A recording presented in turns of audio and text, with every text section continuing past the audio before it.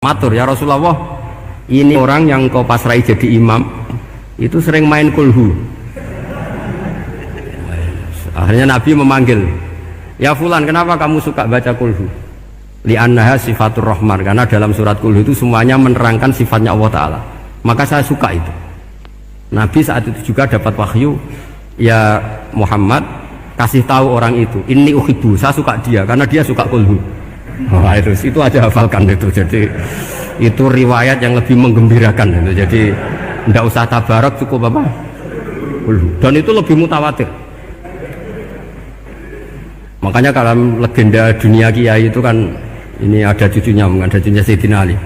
Itu siapa yang bisa khatam Quran sekian menit, yang menang Sayyidina Ali ya, karena baca kulhu sampai 3 kali, yang dianggap takdilul Quran, sudah sama dengan baca Quran. Jadi ini ijazah terakhir, ini jadi porsinya tambah turun. Saya itu suka, saya itu punya banyak penggemar lah di Jogja, di Jakarta. Memang agama ini harus mudah. Saya itu kalau baca kulhu itu sampai nangis. Nangis saya bukan karena faham atau haru, itu enggak. Sebaik itu Allah, masa gara-gara hafal kulhu, main kulhu dicintainya? Ya karena memang Allah itu benar-benar zat yang baik. Makanya saya punya teman itu kurang ajarnya, masya Allah. Kalau tes ditanya rukun Islam berapa, nawakidul wudhu berapa, muftitatus sholat berapa, semuanya dijawab la ilaha illallah. Terakhir ditulis kafir Pak, sama anak nyalahno iki. Nyalahno la ilaha illallah kafir apa enggak? Gurunya bingung kan akhir. Di ek iku la ilaha illallah kok di ek. Akhirnya bocah diceluk, "Cung masa tempiye? Mun sampean wani ngeek Pak, kafir Pak." Akhirnya sugahno ribet-ribet. Pertanyaan apa satu? Ma mubtilatus sholat la ilaha illallah. Nah gitu wudu ya.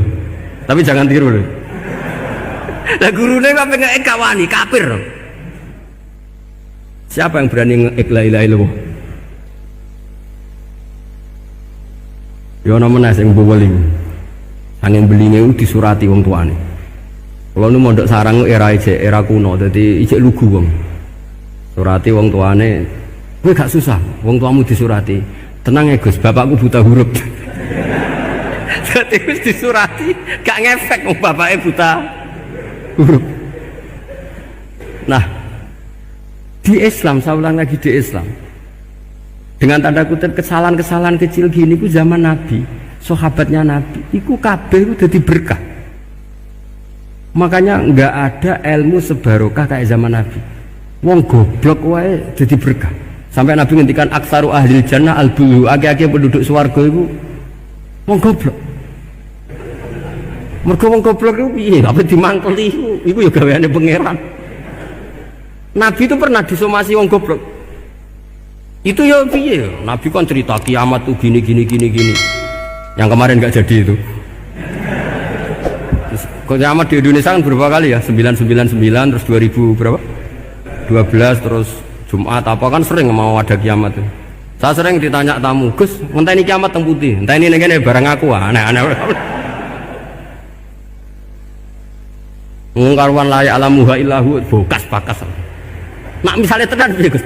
Ya tenan sing enek kowe se, anak aku gak. Wah sesuk tajak ngenteni kiamat ora sido kiamat. Aneh-aneh.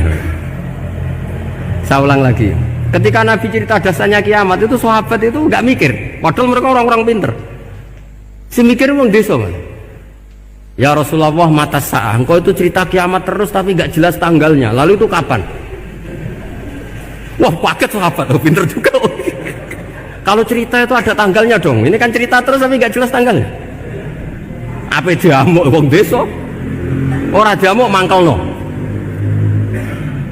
Nabi meneruskan tentang ahwalil kiamah, masih nerangkan ahwalil kiamah. Dibaleni lagi, ya Rasulullah mata sa'ah, lalu kiamat itu kapan? Ini kalau ijazai, jadi bodoh tapi untuk ridhanya Allah Ta'ala pun. Kalau lah kadang jadi pinter gue nyesal, ribet. Dikongkonan ini, dikongkon Pak Najib barang ini akhirnya, gara-gara pinter. Padahal kok ya orang bodoh lah mlebu swarga, ribet kan? Direwangi jadi wong alim, sebelum kok orang bodohnya ya melok mlebu swarga. Wong gelombang kedua itu pengumumannya siapa pencinta Nabi, pencinta wong alim masuk swarga. Yang pertama seleksinya agak ketat, yang kedua itu ya muhibbin mun cukup mun. Jadi sebenarnya swarga ya ketemu nggak jelas-jelas nih. Wah repot ya. Akhirnya ketika Nabi gak jawab, sahabat itu banyak yang analisis kariha maqala, lam yasma, ada yang bilang lam yasma, memang Nabi tidak dengar. Ada yang analisis sami'a wa kariha maqala, sebenarnya Nabi itu dengar tapi gak suka karena pas khutbah diket, disumasi, diinterupsi. Karena diulang-ulang lagi akhirnya akhirnya Arabi tadi mengulang-ulang lagi, akhirnya Nabi jawab. Karena Nabi itu orang yang sangat pintar, jawabnya ma'atatalaha, kamu kok berani tanya kiamat kapan, persiapan kamu apa? Fawawahi ma'atatulaha kabiro sholatin wala siyamin wala kata wa kata walakin uhibbuka, ya menang ya pede.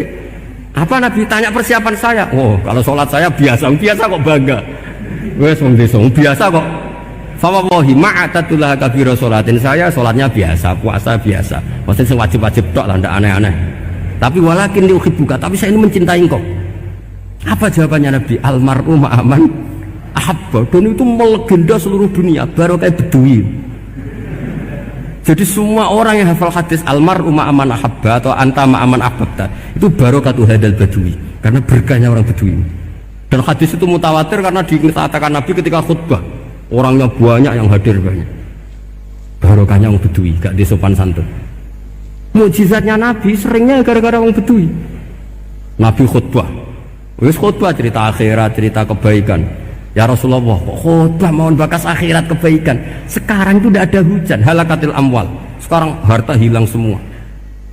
Hewan-hewan sudah mau mati semua karena apa? Kekeringan. Mohon jenengan rasa bakas niku, pun jaluk hujan mohon.